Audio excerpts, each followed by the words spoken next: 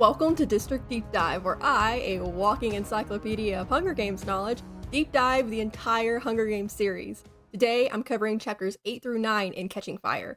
This is going to be a shorter episode, and it's a delayed episode, I'm sorry.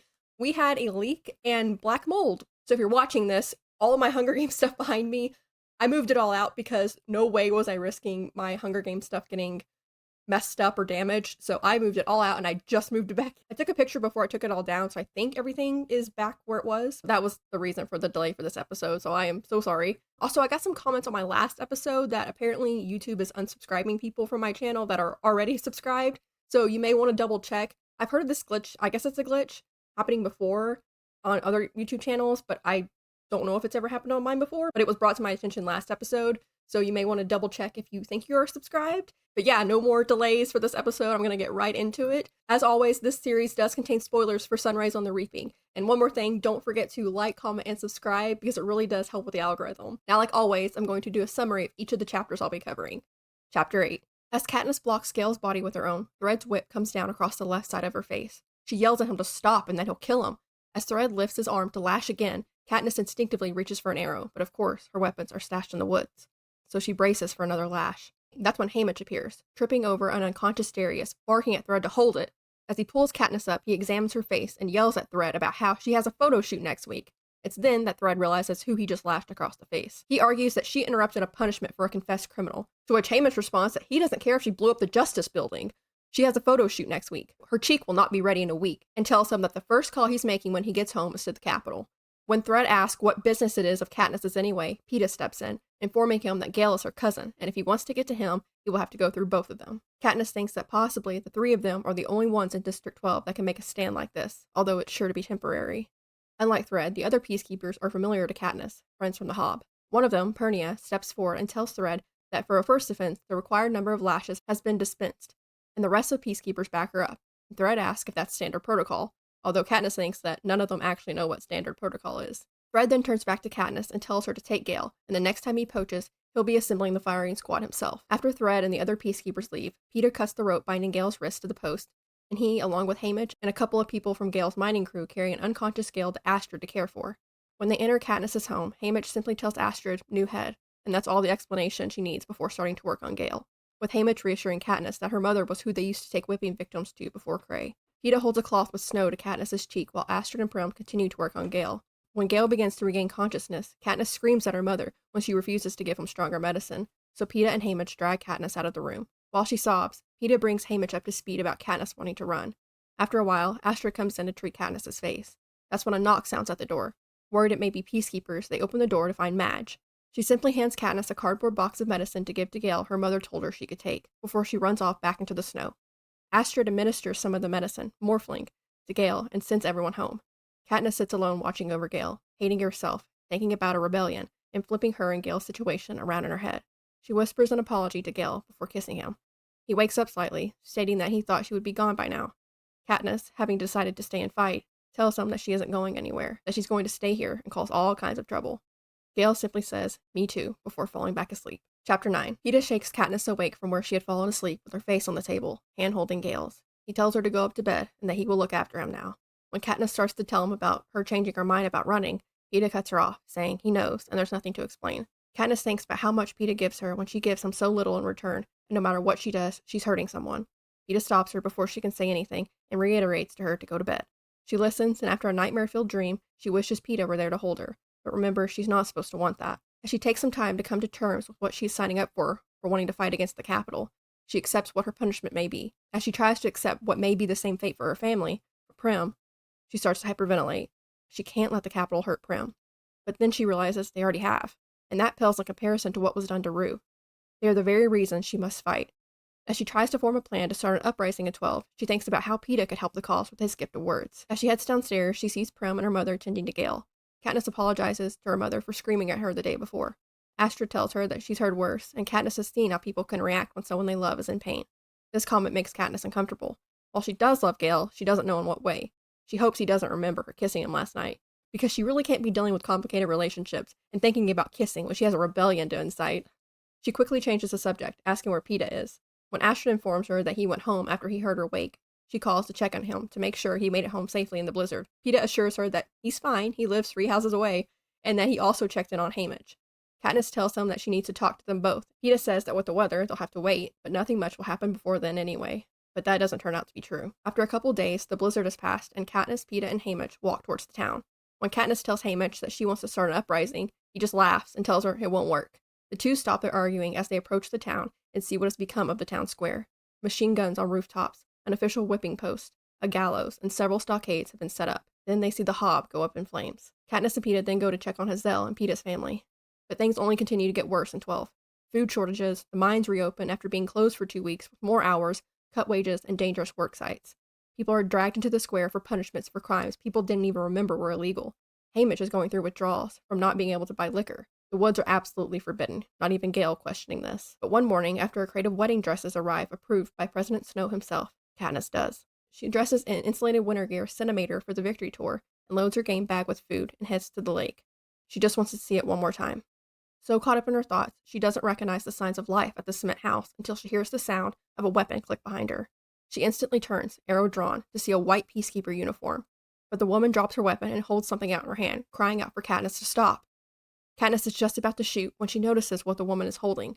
It's a small cracker with an image stamped in the middle, her Mockingjay pen.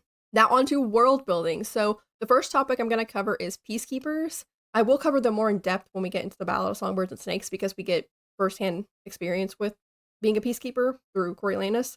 So I'm just going to do a brief overview pretty much right now. Peacekeepers, also known as peacemakers, are essentially like the law enforcement and the military in Panem. They're usually recruited from the capital or from District 2, and they wear white uniforms with automatic weapons. Peacekeepers can be very, very brutal and just egregious with their actions, like we've learned from the peacekeepers in District 11. But the peacekeepers in District 12 are way more lenient with laws, and a lot of them are friendly or friends with people who break the laws, like Katniss, or their friends in the Hob, which is the black market. But like in District 11, you have peacekeepers who will just execute people for the slightest infraction. So one of the laws in District 12 is, obviously, it's illegal to poach from the capital. But that's one of the ones that peacekeepers don't really care about, in District 12 at least. And they're some of Katniss's best customers. Katniss says that hunting in the woods surrounding District 12 violates at least a dozen laws and is punishable by death. Back in the first book, when she's talking about her father, who also illegally poached from the capital, she's talking about how her father made bow and arrows. So she says, "My father could have made good money selling them, but if the officials found out, he would have been publicly executed for inciting a rebellion. Most of the peacekeepers turn a blind eye to the few of us who hunt because they're as hungry for fresh meat as anybody. In fact, they're among our best customers. But the idea that someone might be arming the scene would never have been allowed." So there are limits to what the peacekeepers will turn a blind eye to, but hunting, they're like, I benefit from this too. And then the black market, we get instances of Darius in there, and he's very friendly with Greasy Say and just hanging out, and there's other peacekeepers in there too. So it's more, yes, it's the illegal black market, but it's one of the laws that the peacekeepers there don't care about. The last thing I'm going to touch on is some medicine in District 12 and morphling. Medicine is very limited in District 12, especially compared to the capital. There is a doctor in District 12, but almost no one can afford to see him, so most people use apothecaries as healers, like Katniss's mom. As for medication they have aside from medicinal herbs, Katniss says that my mother and Prim go through their meager store of painkillers, the kind usually accessible only to doctors. They're hard to come by, expensive, and always in demand. My mother tries to save them for those who are actually in the process of dying, to ease them out of the world. One of the medications that we learn about here and we'll see throughout the rest of the series is morphling, which is also another word from last episode, like my brain autocorrects. I have to make sure I say morphing if I'm talking about the real thing in the real world. Otherwise, I will say morphling. So morphling is a very powerful calming drug and painkiller, and it can be very addictive. It can be taken orally or it can be taken intravenously. I can't say that word. Or you can shoot it into your veins. You guys know what I'm talking about. I don't know why I cannot say this word. You can take it in tablet form or liquid form. It's a clear liquid, and it can be used to help dull pain both physically and emotionally. We learn about 2 morphling addicts in Catching Fire, the 2 tributes from District 6, and Katniss describes them both as being both bone thin with sagging yellowish skin. Their eyes are also very large and glazed over. Once you're addicted to morphling, the withdrawals can be horrible. After Prim's death in Mockingjay, Katniss is on a lot of morphling. And I gotta be careful how I say it because I'll get demonetized. She's on a lot of morphling for pain, for physical and emotional. One of the ways she tries to take herself out is not taking anything, but because of the morphling withdrawal, she can't. So The withdrawal for her is if it weren't for the morphling withdrawal, not bit by bit like in the hospital in 13, but cold turkey. I must have been on a fairly large dose, because when the craving for it hits, accompanied by tremors and shooting pains and unbearable cold, my resolves crush like an eggshell. I'm on my knees, raking the carpet with my fingernails to find those precious pills I flung away in a stronger moment. Katniss also says, because she's on it a few times throughout the series, that morphling dulls the extremes of all emotions, so instead of a stab of sorrow, I merely feel emptiness, a hollow of a dead bush where flowers used to bloom. And morphling can also cause some hallucinations. One of the moments that Katniss is hallucinating on morphling, Peeta comes back kind of to haunt her with saying always. She says, quote, always. In the twilight of morphling, Peeta whispers the word and I go searching for him. It's a gauzy, violet-tinted world with no hard edges and many places to hide. I push through cloud banks, follow faint tracks, catch the scent of cinnamon, of dill. Once I feel his hand on my cheek and try to trap it, but it dissolves like mist through my fingers. Once she's on the morphling after Prim's death, she starts getting visitors from people that are alive and also people that have passed after she's very badly burned. When my tender skin has toughened enough to withstand the pressure of sheets, more visitors arrive. The morphling opens the door to the dead and alive alike. Now onto characters. So the first character I'm going to cover is Romulus Thread. Katniss describes him as, quote, hard with deep lines, a cruel mouth, gray hair shaved almost to non-existence, eyes so black they seem all pupils, a long, straight nose reddened by the freezing air.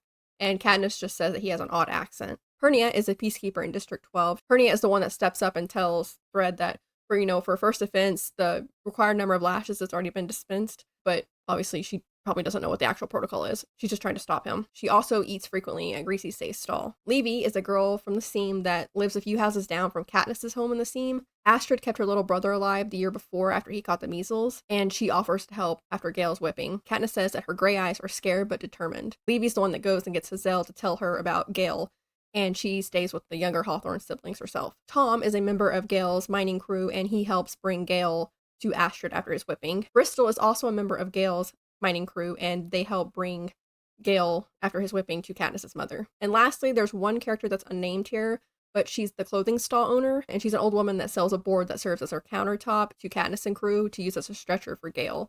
And she tells them not to tell anyone where they got it from. Now onto the deep dive section of this episode. This is where I will be covering foreshadowing, parallels, discussions, and everything in between. The first thing is we get a couple instances of Katniss's PTSD. Katniss, of course, has really good survival instincts, but there are a few instances in the set of chapters that we see the lingering fight or flight instincts that she has that she had to hone in the arena. Like when she's standing up to Thread, she says, "A hand flies to my shoulder, hungry for an arrow. But of course, my weapons are stashed in the woods." And then at the end of this set of chapters, when she's going to the lake, she says, "That's because of the unmistakable click of a weapon behind me. Second nature, instinct. I turn, drawing back the arrow, although I know already that the odds are not in my favor.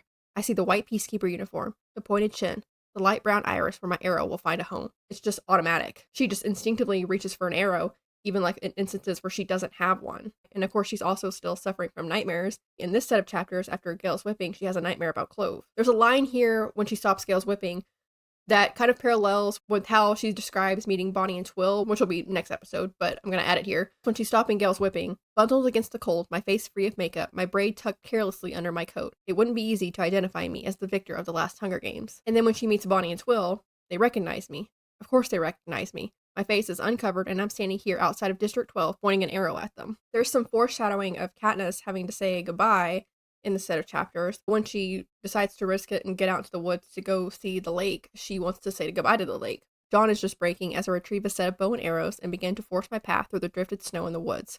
I'm determined, for some reason, to get to the lake. Maybe to say goodbye to the place, to my father, and the happy times we spent there, because I know I'll probably never return. Maybe just so I can draw a complete breath again. Part of me doesn't really care if they catch me, if I can see it one more time. Not only is this the last time Katniss is going to be able to see the lake for the foreseeable future, it's the last time that she has to sneak out of District 12 to get into the woods, to go underneath the fence and sneak out and go into her beloved woods. When the bombing is happening, after the quell, the lake is also where Gale takes the surviving members of District 12 to as well. On to Haymitch, because I love Haymitch. This scene in the book, and I'll talk about this at the end when I'm talking about the differences between the book and the movie, but this scene goes down differently in the book than it does in the movie. Haymitch still does, both times, stand up for Katniss and keep Thread from hurting her anymore. But the way he goes about it in the book is just, it's pretty funny to me, because Thread's like, he's a confessed criminal, and she's, standing up against that. And Haymitch goes, I don't care if she blew up the blasted Justice Building. Look at her cheek. Hamish just like really focuses on the kind of like diva aspect of he's a victor, okay? Like they are victors. They have to be camera ready at all times. Like Hamish does not give a shit. He knows like the Capitol does. And so the way he goes about it here is turning it around on thread and being like, oh, wait till I make a phone call. Wait until I get back. You're going to be in trouble. This is going to be a you problem now.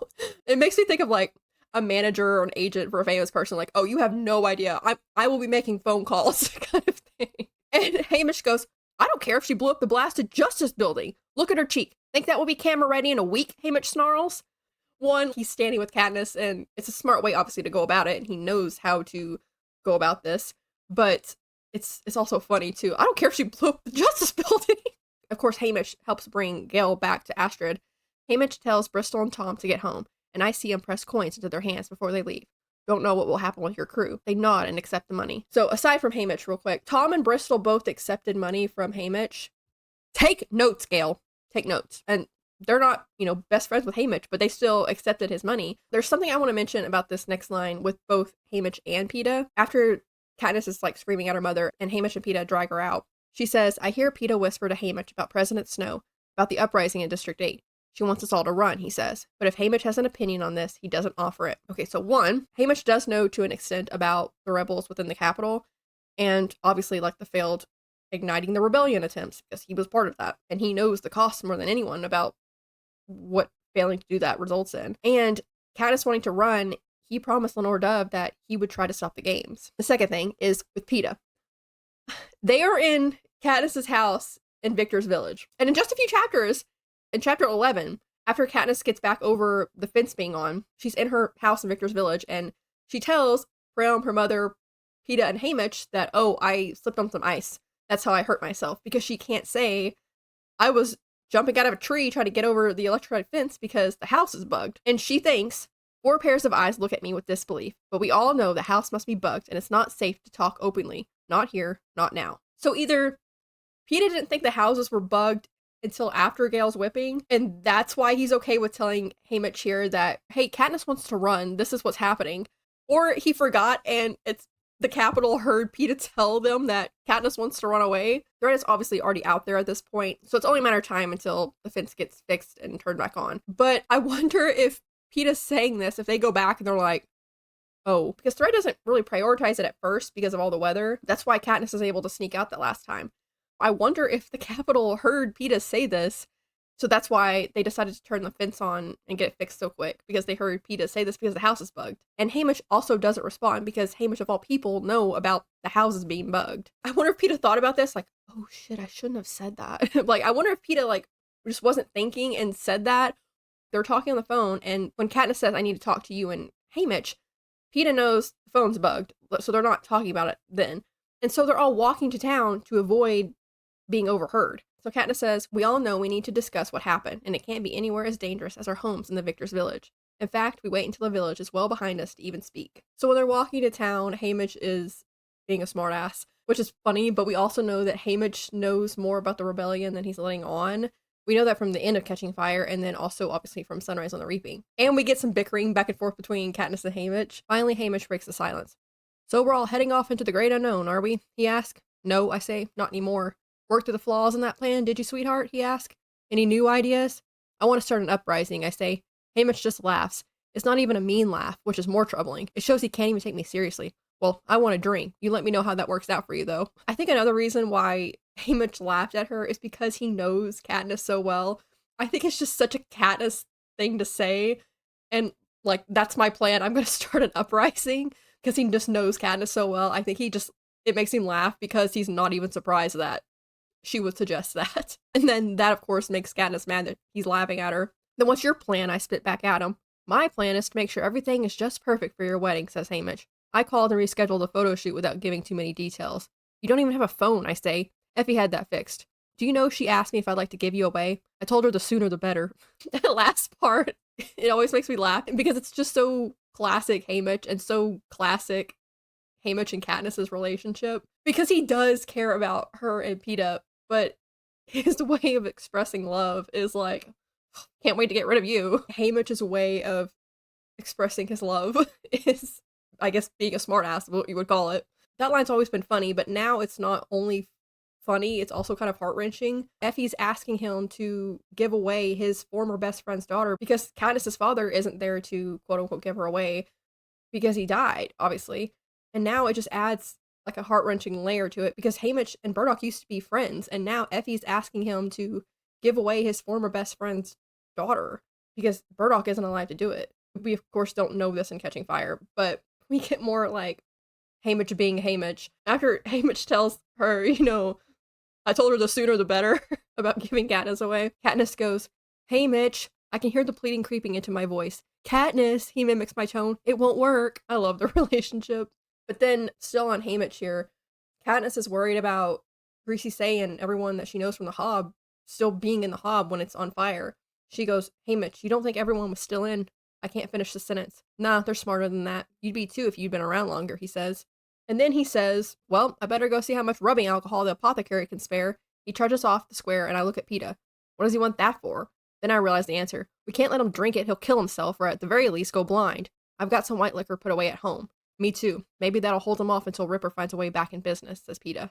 Remember, at the very start of Catching Fire, Katniss was stockpiling white liquor to make sure if Haymitch ever ran out again that he wouldn't go through withdrawals, because that had happened recently. Now focusing more on Peeta, this is obviously like a very heavy, like, Katniss's relationship with Gale chapter, but there is some moments of Katniss and Peeta's relationship, which I'll talk later on, just in these two chapters, because Peeta steps in to defend Gale at the whipping post. So after Haymitch has shown up, then Peeta shows up. After Thread's like, well, what does she care anyway? Who's this person to her anyway? Haymitch is holding her by her arm, and then Peeta comes in. He's her cousin. Peeta's got my other arm now, but gently. And she's my fiance, so if you want to get to him, expect to go through both of us. This is just going to continue on my talking about this. Peeta's friendship and him caring about Katniss is not conditional on Katniss reciprocating romantic feelings towards him like it is with Gale. And you really see that in these two set of chapters of how Peeta can put his feelings aside and still be there to help Gale and to help Katniss. Even just like this small moment, he's helping take care of Katniss too, because Katniss, of course, got hit on the face with the whip. When they get back, Peeta puts me in a chair and holds a cloth filled with fresh snow to my cheek. And Katniss kind of acknowledges this in this set of chapters about how Peeta is there for her, even if she may not give him a lot in return. The morning after Gale's whipping, she's waking up. She says, I smell fresh bread and turn my stiff neck to find Peeta looking down at me with such a sad expression. I get the sense that he's been watching us a while. Go on up to bed, Katniss. I'll look after him now, he says. Peeta, about what I said yesterday about running, I begin. I know, he says. There's nothing to explain. I see the loaves of bread on the counter in the pale, snowy morning light, the blue shadows under his eyes. I wonder if he slept at all. Couldn't have been long. I think of him agreeing to go with me yesterday, his stepping up beside me to protect Gale, his willingness to throw his lot in with mine entirely when I give him so little in return. No matter what I do, I'm hurting someone. Peeta, just go to bed, okay? He says. Peeta knew that she was going to change her mind about running the second she brought it up. That's why he told her, I don't believe for a second you will. And he's still willing to help Gale and to help Katniss even when he is hurt. And he's not blaming Katniss for his feelings getting hurt either, like Gale does. So it's just, again, an example of Peeta's friendship not being conditional on Katniss returning feelings for him like it is with Gale. And Katniss just so desperately does not want to lose Peeta or Gale that she's trying to play both sides because she doesn't want to lose Gale, and Gale's friendship is conditional. I feel like I'm beating a dead horse. I say this like every episode now. And Katniss she doesn't want to hurt Peeta. She's never wanted to hurt Peeta. But she doesn't want to lose either one of them. And so she doesn't know how to handle it. But back to Peeta. After they watch the Hob go up in flames, Peeta says that he needs to go check on his family.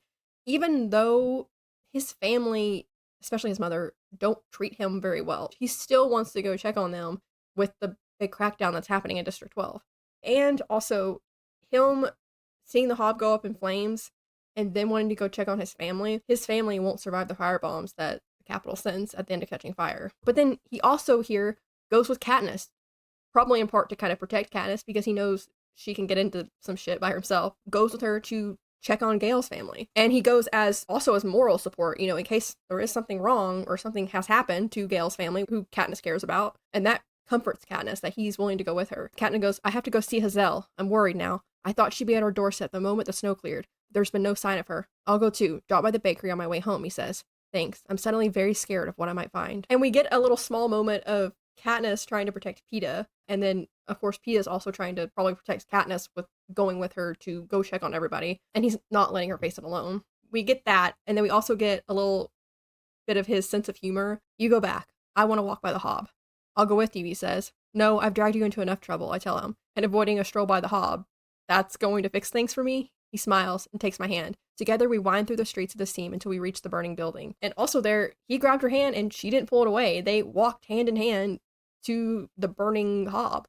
And Katniss doesn't pull away from Peeta because it's natural with him, it's comforting. And on the topic of Katniss, Peeta, and Haymitch, I want to talk about the little moments we get with their found family, because I love the found family aspect of them. I don't know why, but this little moment of Haymitch offering to get the door always gets me, because it's just like a small show don't tell of the found family familiarity with the two of them. It's also Haymitch continuing to protect Katniss. This is all taking place at Katniss's house after the whipping. When they hear a knock at the door, Katniss is like, oh, they can't have him, because she thinks it's peacekeepers coming to get Gale. And Haymitch goes, might be you they're after, Haymitch reminds me. Or you, I say. Not my house, Haymitch points out, but I'll get the door. And then after, Astrid's like, no, I'll get it. But still, Katniss, along with Haymitch and Peeta, all go to the door, because they're kind of expecting it's going to be peacekeepers. And of course, it turns out to be Madge, but they're all going to the door. And also, quote, Haymitch and Peeta are both willing to stay, but my mother sends them home to bed as well. But they're both willing to stay and watch over Gale. So I want to talk about briefly the crackdown that's going on in District 12, because, I mean, up to this point, 12's pretty much been largely ignored. And, I mean, Katniss even says, like, that's probably one of the benefits of being, like, the smallest, most ignored district is the capital leaves you alone. Peacekeepers aren't as vicious as ones you see in, like, 11. They're even kind of part of the community in some ways. I mean, obviously there's a divide between, obviously, the district residents and the peacekeepers, but just like with Darius being friends with Katniss and Greasy Say, and those peacekeepers, from what we've seen, just the ones we met, they don't really have like a thirst for blood like some of them do. People did not like Cray because he was kind of a shitty person, but he wasn't a shitty person the way that Thread is, where he's pulling people out and whipping them in the middle of the square for bringing in a turkey. Cray was part of the quote-unquote criminals because he purchased those. But Katniss, for example, can't remember a time before Cray, but we know from, even just from Catching Fire here, that there was a time before Cray where the head peacekeeper dealt out whippings pretty regularly because Astrid knows exactly what to do, and that's when Haymitch is like new head, that she knows what it means when there's a new head peacekeeper. And they're not slowly starting to crack down on stuff. It's like immediately. Quote, no one knows what happened to Cray. He was buying white liquor in the Hob just this morning, apparently still in command of the district, but now he's nowhere to be found. In the movie, they show them show up and like pretty much kidnapping Cray, but we don't see that in the book. And then Gale, who's a known hunter, the peacekeepers know he's a known hunter, getting whipped. So by the time Katniss has showed up, he's been lashed at least 40 times. He passed out around 30. Katniss and Peeta both kind of agree. During the blizzard, nothing much is going to change or happen in between now and then. But that's when they see, when they get to town, oh, how wrong they were. The square has been transformed. A huge banner in the seal of Panem hangs off the roof of the Justice Building.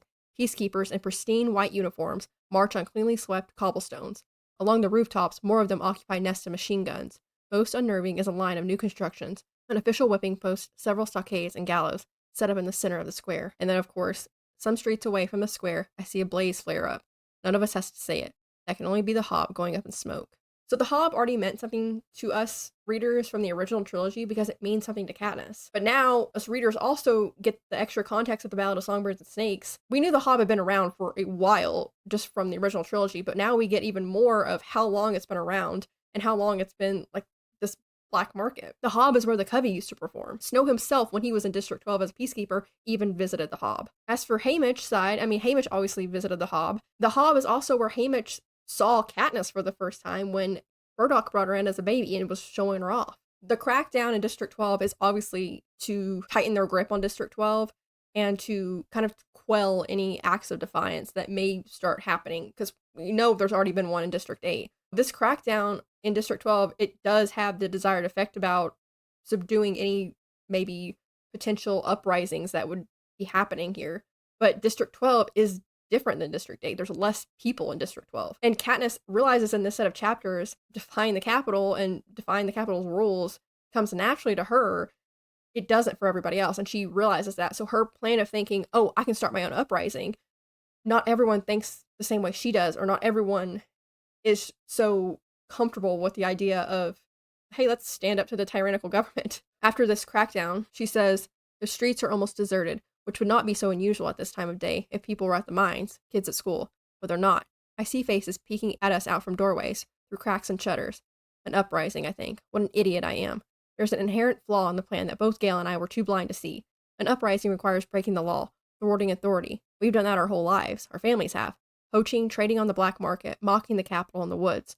But for most people in District 12, a trip to buy something at the Hob would be too risky. And I expect them to assemble in the square with bricks and torches. Even the sight of PETA and me is enough to make people pull their children away from the windows and draw the curtains tightly. And people are even afraid because now Gale is a known, oh, you broke the law. People are even afraid to use Hazel's services. She's pretty much shut down now because no one will use her. There's some foreshadowing and symbolism that comes with us seeing the Hob burn down, even without like the added context of Ballad and Sunrise, especially Ballad, knowing that Snow knows about the Hob and everything that happened with that. So Katniss and Peeta are walking through the Hob, and she says, together we wind through the streets of the seam until we reach the burning building. They haven't even bothered to leave peacekeepers around it. They know no one will try to save it. The heat from the flames melts the surrounding snow, and a black trickle runs across my shoes. It's all that old coal dust from the old days, I say. It was in every crack and crevice, ground into the floorboards. It's amazing the place didn't go up before. So Katniss and Peeta are standing there hand in hand watching the Hob burn. And the Hob in and of itself was kind of an act of rebellion against the capital. It's a black market. And it's been an act of that, and it's kind of been a symbol of that for decades, for years. The Hob has been around for at least 64 years at this point because it's already been abandoned at that point and established as the Hob when Snow's in 12. And then Katniss mentioning how there was coal dust, in every crevice of that building, and it's a surprise that it hadn't gone up before. District 12 is also just covered in coal dust, especially the seam. And District 12 itself as a whole will be ignited and burned to the ground just like the Hob was when the Capitol bombs it at the end of this book. Also with this crackdown, they're making sure that they're even more suppressed than they normally are, and that they're even more hungry than they normally are. Because you can't think about overthrowing the government if you're starving. Katniss says, as the days pass, things go from bad to worse. The mines stay shut for 2 weeks, and by that time, half of District 12 is starving. Which, remember, a lot of District 12 is already starving at this point. The number of kids signing up for test race soars, but they often don't receive their grain. Food shortages begin, and even those with money come away from stores empty-handed. When the mines reopen, wages are cut, hours extended, miners sent into blatantly dangerous work sites. So, trying to break morale. The eagerly awaited food promised for Parcel Day arrives spoiled and defiled by rodents. The installations in the square see plenty of action as people are dragged in and punished for offenses so long overlooked we've forgotten they are illegal. And Ripper is also in the stock, so she can't sell white liquor. I mean, you can't be drinking that to kind of escape the horrors. And Haymitch is suffering from that as well, because he's going through withdrawals. Katniss and Peeta are trying to ration what white liquor they have, but Haymitch is still suffering. It's just like trying to break everyone's spirit, their morale, everything, to prevent them from standing up. Because can you imagine if District 12 of all districts stood up against the Capitol, the home of Katniss, who's becoming the Mockingjay? She says, I feel like a pariah when I walk through the streets. Everyone avoids me in public now, but there's no shortage of company at home. A steady supply of ill and injured is deposited in our kitchen before my mother, who has long since stopped charging for her services. Her stocks of remedies are running so low, though, that soon all she'll have to treat patients with is snow. This crackdown in District 12 is not only for preventing the citizens of District 12 of getting any rebellious ideas, but it's also trying to cage Katniss even more. But Snow and Thread doing this inadvertently causes Katniss to get even more information about the uprising in District 8. The woods, of course, are forbidden. Absolutely. No question. Even Gale doesn't challenge us now. But one morning, I do. And it isn't the house full of the sick and the dying, the bleeding backs, the gaunt-faced children, the marching boots, or the omnipresent misery that drives me under the fence. It's the arrival of a crate of wedding dresses one night with a note from Effie saying that President Snow approved these himself. Snow is trying to tighten the noose, and that causes Katniss to be like, I have to breathe. And so that's why she risks going out into the woods, and that's why she meets Bonnie and Twill and learns more about the District 8 uprising. This set of chapters is also Katniss deciding to fight, and we start to see the seeds of her becoming the Mockingjay. When she's thinking about why she pulled out the berries in the arena, she thinks, could it be the people in the district are right? That it was an act of rebellion, even if it was an unconscious one? Because deep down, I must know it isn't enough to keep myself or my family or my friends alive by running away. Even if I could, it wouldn't fix anything. It wouldn't stop people from being hurt the way Gale was today. And that right there is what Peeta knew about Katniss all along. Her thinking that is why Peeta knew that she would not run away when push comes to shove. Katniss is just now realizing it for herself. She thinks life in District 12 isn't really so different from life in the arena. And this next part is one of my favorite quotes since the beginning of me being obsessed with this series. At some point, you have to stop running and turn around and face whoever wants you dead. The hard thing is finding the courage to do it. During this moment when Katniss is having all these thoughts about rebellion, she's also still Katniss and has some self-loathing, and she doesn't think highly of herself. She says, well, it's not hard for Gale to see. He was a born rebel. I'm the one making an escape plan. She is a born rebel too. They just have different ways of going about it. That's why the actions that come from her, from Katniss specifically, are so impactful. Because burying ruined flowers and pulling up the berries in the arena, even volunteering for Prim, those are all acts of rebellion. So she is a rebel too. It's just not maybe in the exact same way that Gale is, but she doesn't allow herself to believe that. She has that self-loathing because she had a moment of doubt of, I want to protect everyone I love, maybe I need to run. So Katniss just hates herself for that, the quote-unquote weakness, because she was willing to run, and she's like, well, Gale wouldn't run. I mean, he was willing to run originally until he found out, about who all was coming and then the uprising. But us as readers know Katniss and know she isn't one to run. And Peeta knows Katniss that she's not going to run when push comes to shove. This is her committing to fight. She tells Gale, I'm not going anywhere. I'm going to stay right here and cause all kinds of trouble. And then later she's really trying to accept what's probably going to happen as a result of her fighting against the Capitol. Like, I'm probably going to be tortured. I'm probably not going to make it out alive. And she's coming to terms with that and accepting that. She says, but now I'm committing to something even more risky. Fighting the Capitol assures their swift retaliation. I must accept that at any moment I could be arrested. There will be a knock on the door, like the one last night, a band of peacekeepers to haul me away. There might be torture, mutilation, a bullet through my skull in the town square, if I'm fortunate enough to go that quickly. The Capitol has no end of creative ways to kill people. Torture and mutilation, two of those are going to happen to people she cares about. Obviously, Peeta is going to be tortured in the Capitol after the Quell. Darius is mutilated and turned into an Avox in this book. And then in Mockingjay, we learned that he was tortured and killed with Lavinia as well. And as for the retaliation from the Capitol, they were sent back into the games. Katniss thinks, I imagine these things, and I'm terrified, but let's face it, they've been lurking in the back of my mind anyway. I've been a tribute in the games, been threatened by the president, taken a lash across my face. I'm already a target. Now comes the harder part. I have to face the fact that my family and friends might share this fate. Prim. I need only think of Prim, and all my resolve disintegrates. It's my job to protect her. Oh, we get some more foreshadowing right there that Prim's not going to make it out of this series alive. Everything started with Katniss wanting to protect Prim, and Prim is the person she loves most in the world. But Prim has been marked for death since the very first sentence in the series, when Katniss wakes up and reaches across the bed and finds Prim's side cold. That thought of the Capitol hurting Prim sends Katniss into a state of kind of hyperventilating. I can't let the Capitol hurt Prim. And then it hits me. They already have. They've killed her father in those wretched mines. They've set by as she almost starved to death. They've chosen her as tribute, then made her watch her sister fight to the death in the games. She's been hurt far worse than I had at age of 12. And even that pales in comparison with Rue's life. So Katniss realizes the Capitol's already hurt Prim, and that just strengthens her resolve to fight back. She thinks, Prim, Rue, aren't they the very reason I have to try to fight? Because what has been done to them is so wrong, so beyond justification, so evil that there's no choice. Because no one has the right to treat them the way they've been treated. Yes, this is the thing I must remember when fear threatens to swallow me up. What I'm about to do, whatever any of us are forced to endure, it's for them. It's too late to help Rue, but maybe not too late for those 5 little faces that looked up at me from the square in District 11. Not too late for Rory and Vic and Posey. Not too late for Prim. The Capitol hurting people she loves motivates Katniss more than just the Capitol hurting her.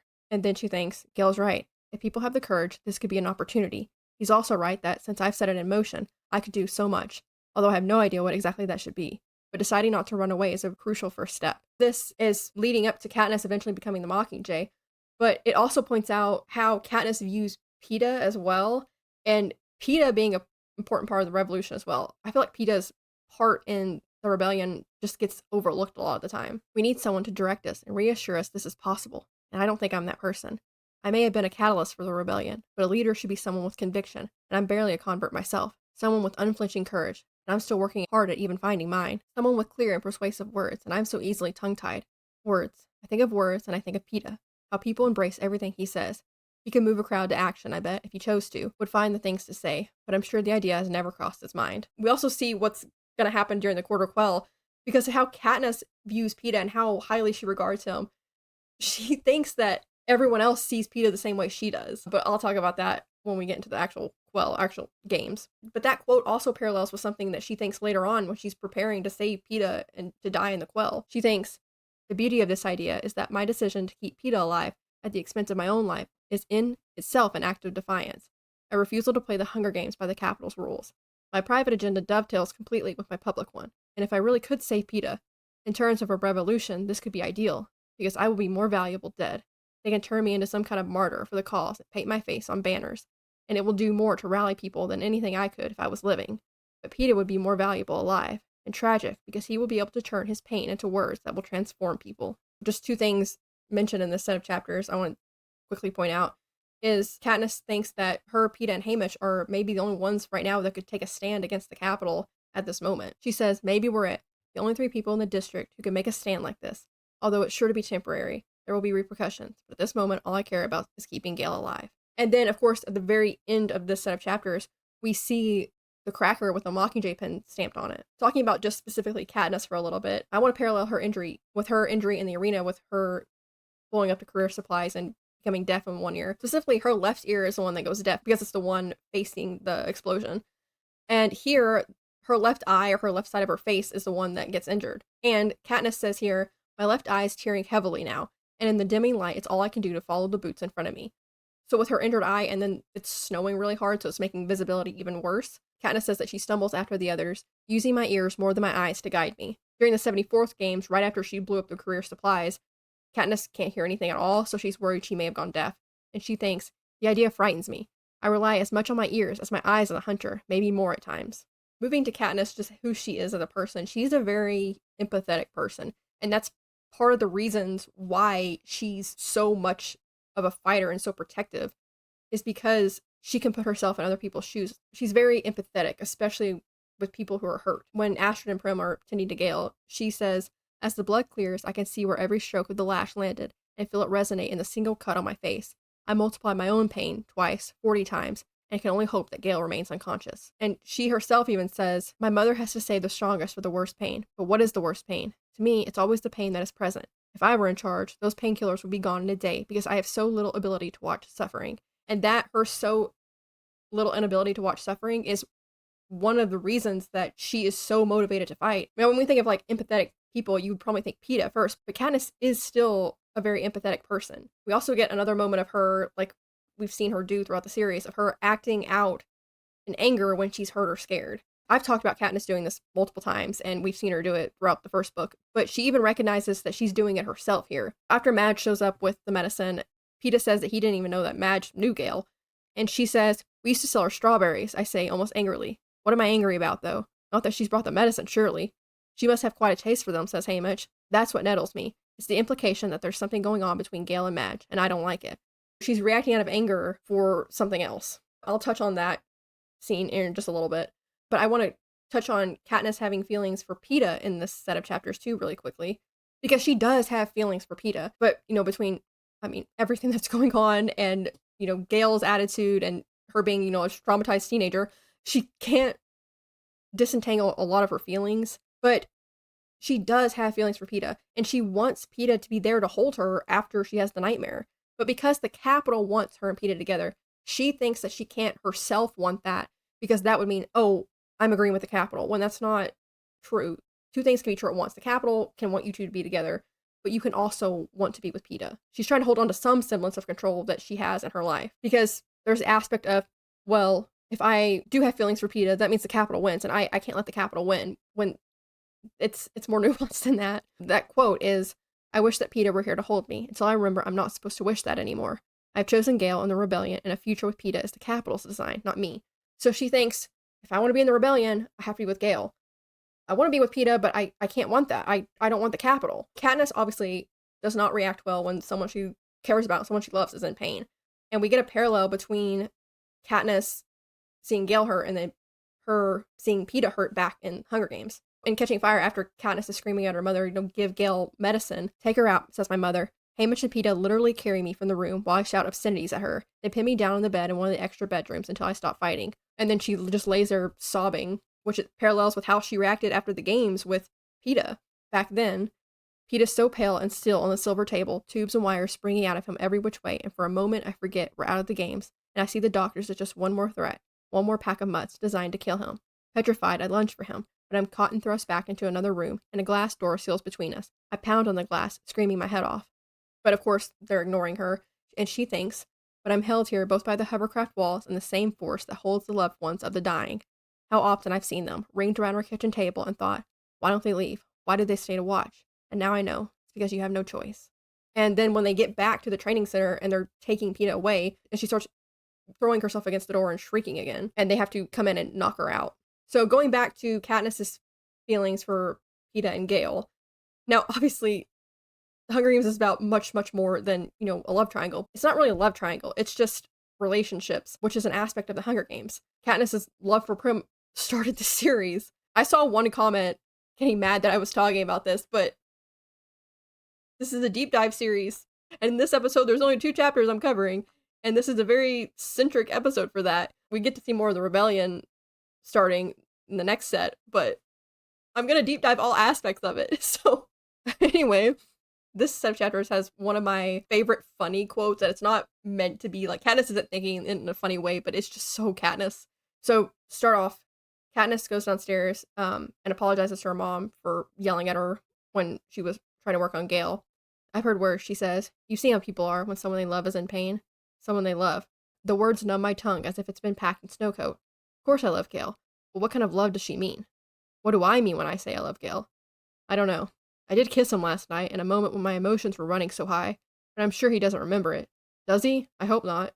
Katniss regrets kissing Gale because she doesn't have feelings for Gale. She kissed him because she's a confused, traumatized teenager, and like she said, that her emotions were running high and she just watched her best friend get hurt and she's hating herself. That's why she did that. And even Gale points out later in Mockingjay that she only kisses him when she's trying to make him feel better, or like when she feels guilty. She hopes he doesn't remember her kissing him. If he does, everything will get more complicated. And then here's the line I was talking about that's like the most Katniss line and one of my favorite quotes from her because it just sums up Katniss so well. And it's the quote I want to point to every time someone wants to like just focus on like, oh, there's a love triangle in the Hunger Games. No, not really. And this series is about much more than that. She goes, I really can't be thinking about kissing when I've got a rebellion to incite. It's just so Katniss. Like, I can't be worrying about something as stupid as kissing right now. I have a rebellion to incite. I got shit to do.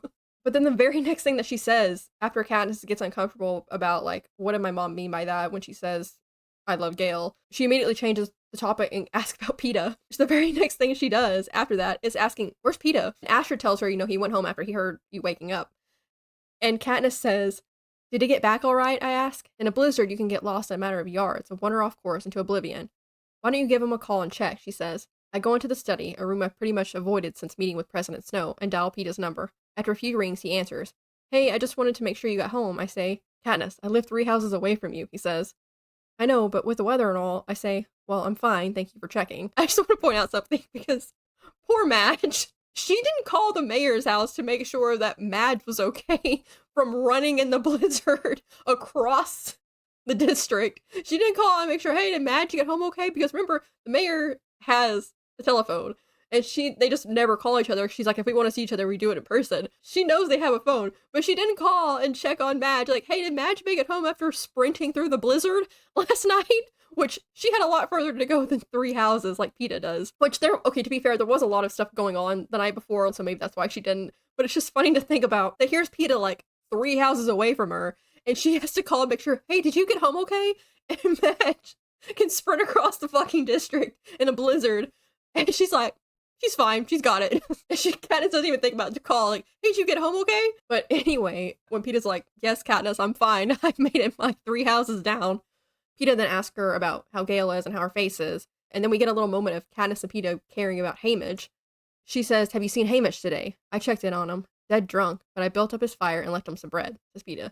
On to Katniss and Gale. So, like I said, this is the first moment we get of Katniss kissing Gale because he's in pain. And she regrets doing it, and she hopes he won't remember, but she's still doing what she's been trying to do this whole time, just now she's kissed him. She's still trying not to lose Gale. And now, because her emotions are all over the place, she doesn't know how to deal with that. We get a little flashback, kind of their friendship, what it was like before the games. And like I've talked about before, they were friends. Like they had a genuine friendship. Gale is a link to her life before the games, and she doesn't want to lose that. Does everyone look younger asleep? Because right now he could be the boy I ran into the woods years ago, the one who accused me of stealing from his traps. What a pair we were, fatherless, frightened, but fiercely committed to keeping our families alive. Desperate, yet no longer alone that day, because we found each other. I think of 100 moments in the woods. Lazy afternoon fishing, the day I taught him to swim. That time I twisted my knee and he carried me home. Mutually counting on each other, watching each other's back, forcing each other to be brave. Part of why she kissed Gale is because she's a confused teenager and she can't express or like differentiate. Why can I not speak? She can't differentiate her feelings. She can't express them. And at this moment, she is just self-loathing. What Gale said last chapters about the capital essentially changing her stuck with her. So it's just adding on because they just had this conversation. Remember, Gale kind of insinuated that she's capital made now. And so she's seeing someone she cares about her. She's just self-loathing, and that's one of the reasons why she did this. I was trying to figure out how to like convey what I was talking about here. And then I had seen some of you guys commenting about Rachel.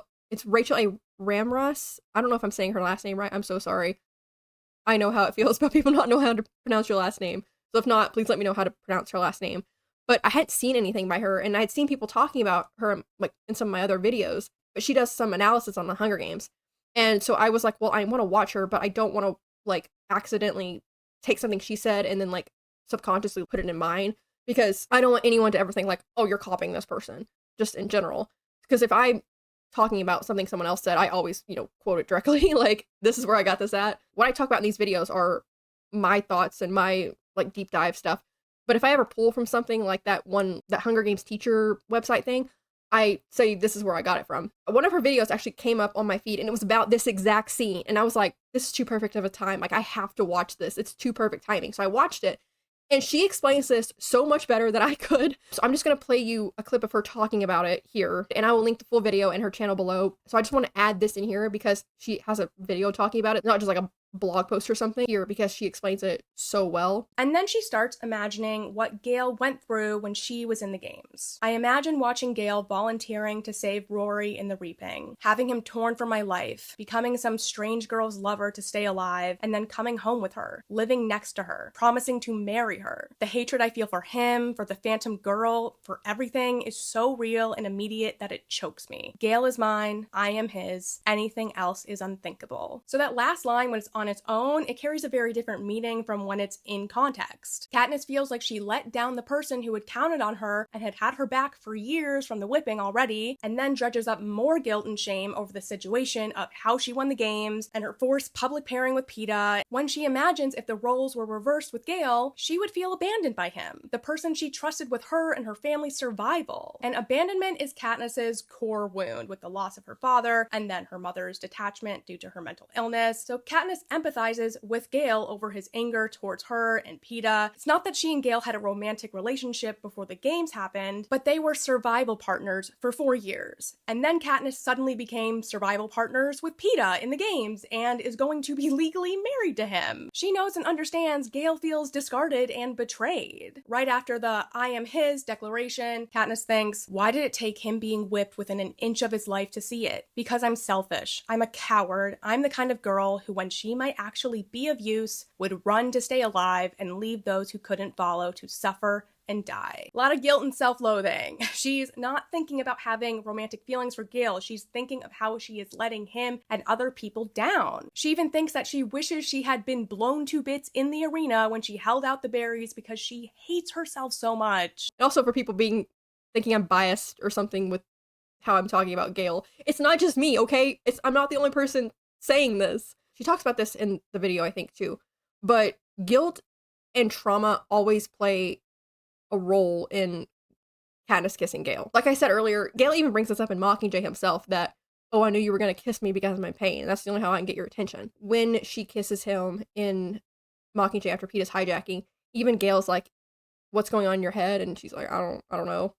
He even tells her that it's like kissing someone that's drunk because she's not really into it. She's just trying to get her mind off of everything and trying to hold on to some kind of comfort that she can't find anywhere. Katniss mentioned back in Hunger Games about how she was jealous about the girls whispering about Gale at school, but it wasn't for the reason that people think. It was because good hunting partners are hard to find. That kind of foreshadows now in Catching Fire with the confused feeling she has and the jealousy aspect of it. Jumping ahead, there's some similarities between Katniss and Gale, as always, because they are a lot alike. After Gale's deemed fit enough to go home, Gale goes home with no more talk of rebellion between us, but I can't help thinking that everything he sees will only strengthen his resolve to fight back.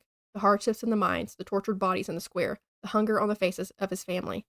Because that's also what strengthens Katniss to fight back. On to specifically Gale here. There's one thing I want to talk about specifically with Gale, and I'd seen some people talking about it, I think it was on Instagram, on one of the reels, pointing this out, and I wanted to save it for this set of chapters because this is when this moment happens. From the beginning of Catching Fire, Gale just refuses to take money from Katniss, and he doesn't like the fact that she's the one bringing in game, because Zell has no problem with it, but Gale does. And obviously there's a similarity between Gale and Katniss, like they don't like owing people. But the difference between Gale and Katniss with them not wanting to owe people, there is no way in hell that Katniss would put her pride of not wanting to owe people above her little sister. And Gale does that. So we learn in this set of chapters that Rory, Gale's 12-year-old brother, takes out Tesserae. That right there is the major difference between Katniss and Gale, because no way in hell, if roles were reversed and Gale had all this money and was offering it to Katniss, would she say, no, I'd rather Prim take out Tesserae and put her name in more times? No way in hell. And it's just so... He's kind of a hypocrite, honestly, because at the beginning of chapter 1, in Catching Fire, Katniss says that Hazel and Gale, they're both determined that the other boys, 12-year-old Rory and 10-year-old Vic, and the baby, 4-year-old Posey, will never have to sign up for Tesserae. But Rory is having to sign up for Tesserae. While, yes, there is a food shortage, Katniss's family still has enough. They know how to survive on very little. Katniss still gives out food to other people in the district. It's not like they're also having a food shortage. So someone had pointed that out in my comments, and I never really thought about it that way until I read that comment. Because Gale, just can't talk about the fact that Rory took out Tesserae. So I guess I just kind of assumed that Rory went and did it without his knowledge. But yeah, that's definitely a way to look at it.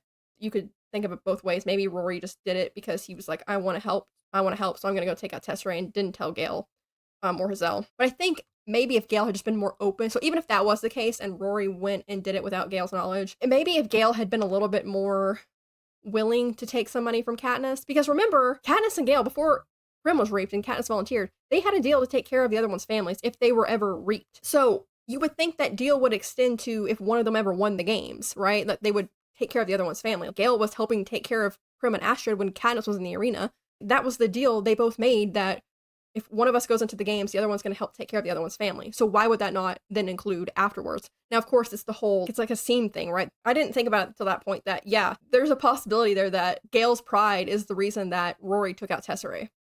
And no way in hell would that ever happen with Katniss and Prim. No way would Katniss ever let Prim do that. Moving from Gale now, there's one little moment with Darius I want to point out. That's some foreshadowing. When Gale was being whipped, Darius had stepped in. By the time Katniss showed up, he was knocked out on the ground. When they're bringing Gale back, Tom and Bristol kind of fill her in on what happened before she showed up. Darius had stepped in after a little while and tried to stop Thread, but he didn't do it in an official way like Hernia did. So he got knocked out. Bristol tells them while they're walking back, nothing good waiting for him. Doesn't sound like much good for any of us, says Haymitch. And nothing good waiting for him. Yeah, Darius will become an Avox and have to serve Katniss Apida as an Avox for the Court of Quell. And then, of course, what happens in Mockingjay. And then Haymitch saying nothing good waits any of them. Yeah. Speaking of Haymitch, I want to talk about some Sunrise on the Reaping stuff now. This is not something that Haymitch has never seen before. Katniss hasn't had experience with the Peacekeepers being just so vicious like Thread is now. Haymitch did. And so did Astrid, because they remember a time before Cray. Haymitch knows what to do, too, because he tells Katniss to put some snow on her injury. When they're walking back, he's like, put some snow on it when they're carrying Gale back, because her face has started to swell up. When they walk in the door and Astrid sees them, new head, Haymitch says, and she gives him a curt nod as if no explanation is needed. And I'm talking about Sunrise on the Reaping here because we got to see Astrid and Haymitch interact in Sunrise on the Reaping as teenagers. Haymitch tells Katniss not to worry because used to be a lot of whipping before Cray. She's the one we took them to. And Katniss thinks that, she can't remember a time before Cray when there was a time like the head peacekeeper who used the whip freely, but that her mother must have been around her age and working in the apothecary. And then Astrid asks Haymitch, so it's starting again, she says, like before. By the looks of it, he answers. Who'd have thought we'd ever be sorry to see old Cray go? And then, one more thing with Sunrise. When Madge brings the Morphling, Hamish is standing right there. Madge goes, "They're my mother's. She said I could take them. Use them, please." She runs back into the storm before we can stop her. "Crazy girl," Hamish mutters as we follow my mother into the kitchen. Which, after reading Sunrise on the Reaping, that hurts. Because Madge is Maisley's niece.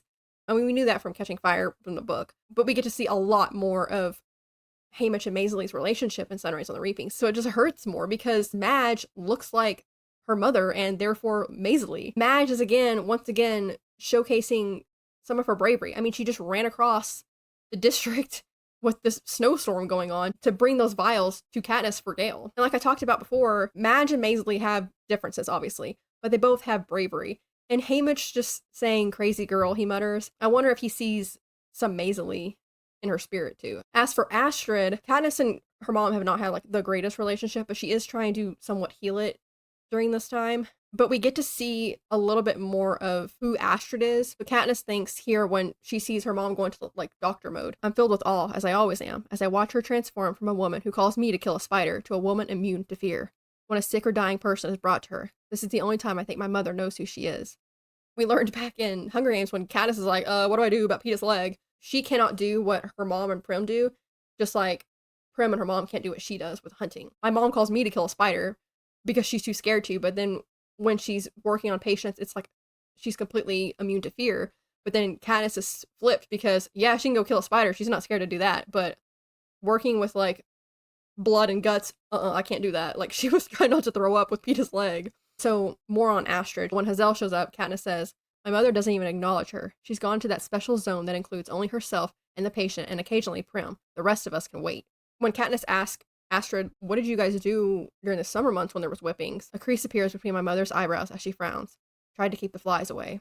And there's this little moment of, like I said, Katniss was trying at this point to let her mother back in. I mean, their relationship is never going to be 100% healed, but trying to let her do things for her, because remember, Katniss was push her away. She didn't want her to do anything for her because she was just so angry and hurt at her for abandoning her and Prim after her father's death. She's been trying to like let her mother do things for her, and there's a little bitty moment of Katniss not pushing away her mother's affections. After Astrid gets done with Gale, my mother comes in and treats my face. Then she holds my hand, stroking my arm, while Hamish fills her in on what happened with Gale. She's letting her mom sit there and hold her hand and stroke her arm. It's just a tiny little bitty moment of the relationship between Katniss and her mom progressing, which it does for a little bit, but then it kind of just backslides in Mockingjay after Prim's death. So the last bit of foreshadowing I'm going to cover right now is for Morphling. This is where we learn what Morphling is for the first time. Peeta specifically asks what the stuff is that Madge brought, and that's when she tells him, Morphling. So one, we learn later on in Catching Fire that there's 2 victors that are reaped for the Quell that are addicted to Morphling. They're referred to as just the Morphlings because of their addiction to it. And Peeta kind of ends up befriending them during training at the art station.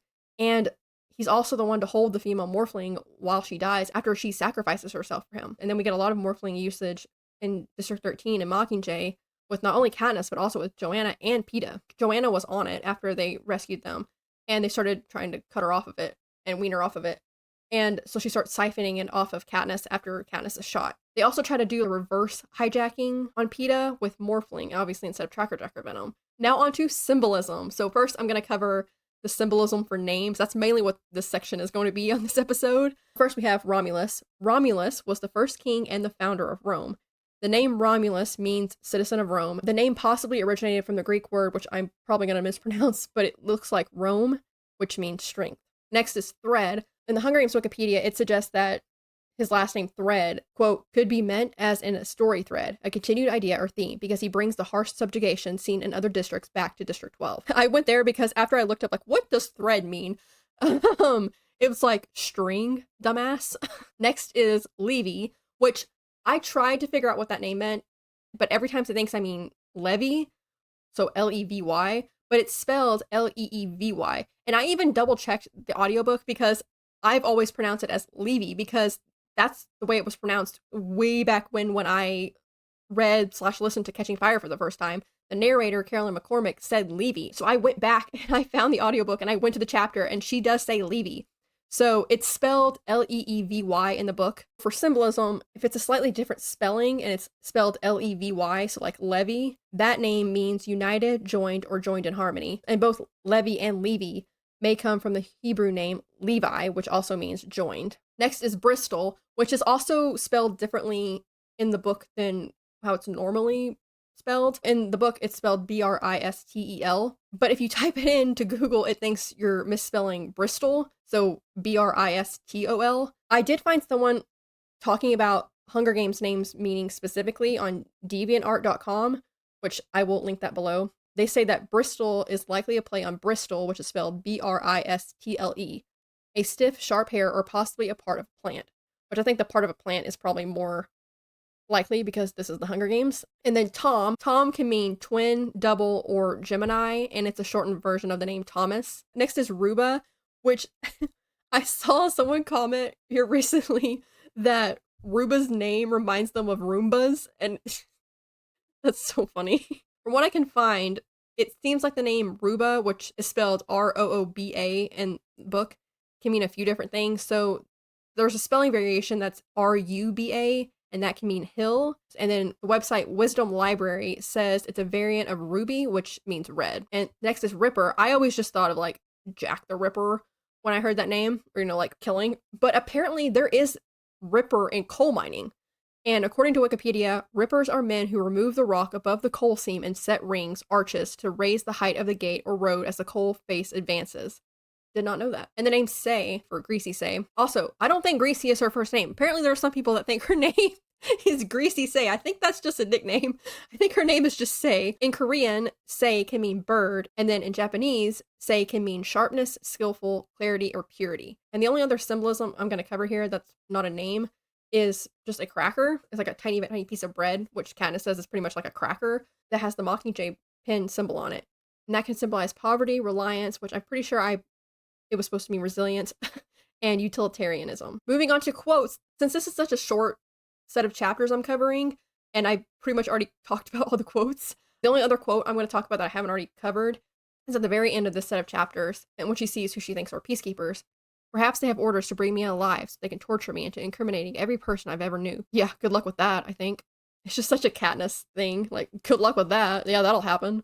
And finally, on to book to movie changes. In the book, Gale is not conscious when Katniss shows up at the whipping, like he is in the movie. In the book, Gale is whipped for poaching, which I may have already covered this last episode. I don't remember. If not, it's still a difference. Gale is whipped for poaching in the book, but in the movie, he tackles a peacekeeper, and that whole scene is different than it is in the book. And then, like I mentioned earlier, Haymitch and Thread's conversation in the movie and the book are very different. Like, Haymitch goes about it a different way. But in the movie, we do get some, like, Haymitch, even though they changed how he's going about it, we do get some Haymitch sass there. Because Haymitch runs in, he's like, no, whoa. You don't want to shoot her. Thread goes, she interfered with a peacekeeper. And Haymitch goes, I never said she was smart. So we get some of that Haymitch sass there in the movie.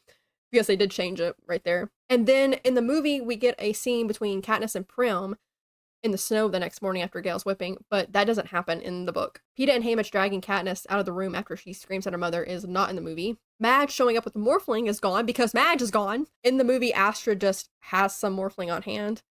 Katniss calling to check in on Peeta is not in the movie. Katniss going to the lake at the end of this set of chapters, and then her running into who she thinks are peacekeepers, that's all gone. Katniss, Haymitch, and Peeta going into town, and their conversation going into town is all gone. Hazel and Levy are missing. They're not in the movies. And the last change I'm going to mention is, since Darius isn't in the movie, Darius getting knocked out after trying to stop Thread is not in the movie. And neither is Pernia or the other peacekeepers backing her up with trying to stop the whipping. And that is it for this episode of District Deep Dive. Thank you guys so much for watching. I'm, again, sorry about the delay. And I know it's a shorter episode as well. Shorter for me anyway. But I hope you still enjoyed it. I'm also not 100% certain how many chapters next episode will be. We will see. But I will, of course, be continuing my coverage of Catching Fire. Thank you guys again so much for watching and for bearing with me. I know the posting schedule is a little bad sometimes. I'm sorry about that. I hope you guys still are enjoying the episodes though anyway. If you want to follow me and the show on TikTok and Instagram, I do post updates over there usually. I think I posted on Instagram about the whole mold situation and all my Hunger Games stuff moved out. It was just like on in stacks everywhere. If you would prefer to listen to District Deep Dive in podcast form, you can listen to all episodes wherever you get your podcast from. And I have everything linked below. Before you go, don't forget to like, comment, and subscribe and share to help with the algorithm. Maybe double check in case you think you are subscribed because of YouTube's weird glitch thing it has going on. Thank you guys again so much for watching, and I will see you all next episode. Bye guys.